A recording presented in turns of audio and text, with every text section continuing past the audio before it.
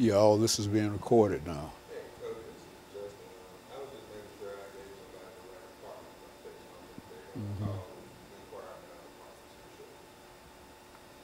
Yeah, all of this is being put on tape now. And put in an archive. That's right. Yeah, so what we'll do is that when we get the tape from the end of the day, I'll cut this out. And then we'll have the show, but we'll also have about 8 or 10 minutes of us doing nothing but being on television. Yeah, God is good.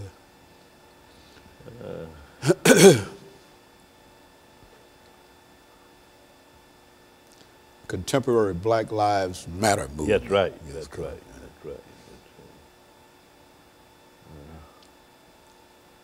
10 seconds.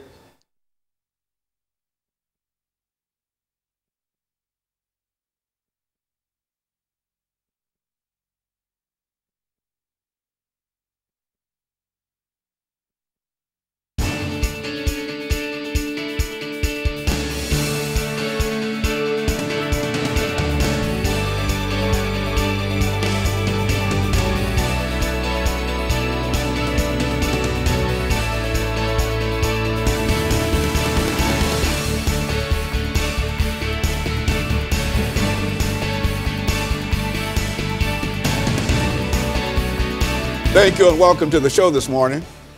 The topic this morning is the contemporary Black Lives Matter movement. And we're fortunate to have with us to talk about the contemporary Black Lives Matter movement, Dr. LBaldwin. Dr. Baldwin has been with us on a number of occasions, and I'm almost certain that he needs absolutely no introduction to our audience, Dr. Baldwin. I think that, as we've said on many occasions, you've been with us almost since the very, very beginning. That's right. And we certainly can appreciate what you've already given to us. But we're also looking forward to what you have to give today, and especially when we talk about the Black Lives Movement. And before we get into what you have called, Dr. Baldwin, the contemporary Black Lives Matter movement, let's talk about LBaldwin, to have you to give us some information about your background, your education, and some of your experiences. And then by the beginning of the second segment, then we'll have an opportunity to get into an introduction to the so-called Black Lives Matter movement. Let's do it from that perspective. Well, I'm a native of Camden, Alabama. I grew up there in Wilcox County, Alabama, which was called at that time the Alabama Black Belt. I attended schools in Wilcox County. I graduated from Camden Academy High School in 1967. And from that point, I matriculated at Talladega College in Talladega, Alabama, majored in history. 1971, I graduated with a BA degree in history. And from that point to Crozer Theological Seminary in Rochester, New York, where I received the MA and MDiv degrees. From that point, of course, to Northwestern University, where I received the PhD degree in 1980 in American Christianity. And from that point, of course, I've been involved in scholarship and teaching. I taught at Worcester College in Ohio, Colgate University in New York, and for 30 years, I taught at Vanderbilt University here in Nashville. And so, and also known, Dr. Baldwin, I must say, as one of the most important individuals dealing with the scholarship of Dr. Martin Luther King. Even though today we're not going to talk specifically about Dr. Martin Luther King, we're going to talk about a movement that I didn't know that much about personally before we talked about it. That was inspired by. That was in a real sense inspired by Dr. Martin Luther King. Exactly. Let's see if we can, Dr. Baldwin, during this first few minutes during this segment, to have you to give us some understanding of the Black Lives Matter movement. Well, the Black Lives Matter movement actually started in 2013 after the acquittal of George Zimmerman for the murder of Trayvon Martin.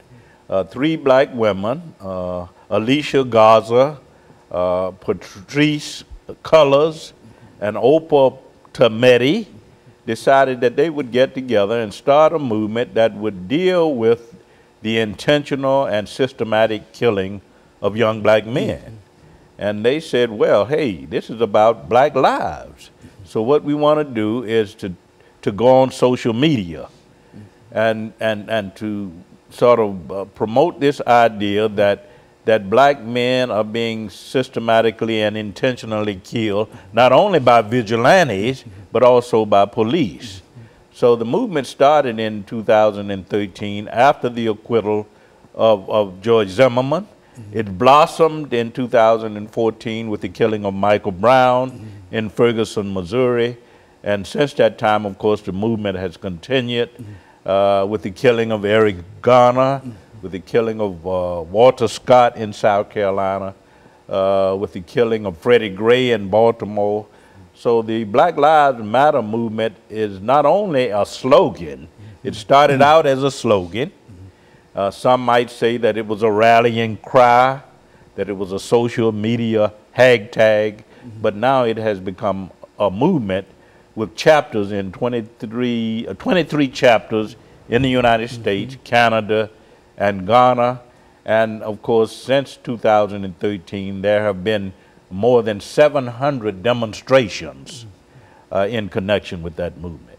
But you also, Dr. Baldwin, I think, can trace that movement, as I think you explained to me, way back into the civil rights movement, to the early parts of the civil rights movement. And so although it only started in 2013 in terms of being what you consider to be the contemporary Black Lives Matter movement, but you can also, it also has a history that started long before this. And I think Black Lives Matter has always been a theme in the black freedom struggle. If you go back to the antebellum period with Frederick Douglass and Sojourner Truth and Harriet Tubman, they were all echoing this theme. Okay, Dr. Baldwin, I'll tell you what we'll do. We'll take this first commercial break, and then we'll come back and we'll pick up on the history of the Black Lives Matter movement. Okay. And we'll be back with our audience following this very, very short commercial break.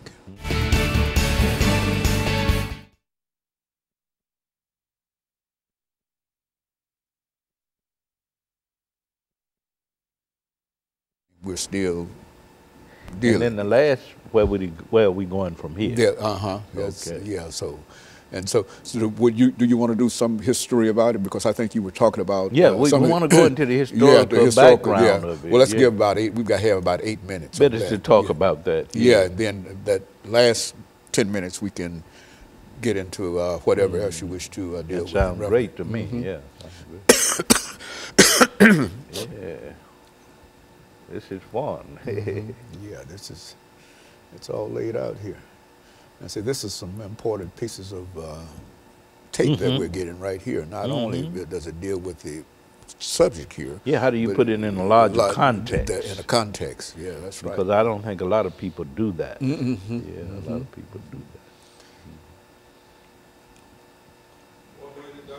that. Yeah, so we're getting ready for the second segment.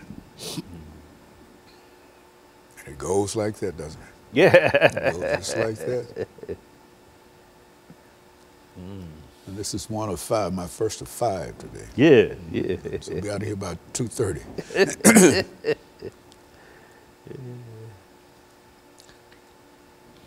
Oprah does 1 a day, and I do 5. You do 5 a day. You got other people. Yeah, we got 5 more people to come in and occupy that seat. Oh, man. Doc, you a busy man.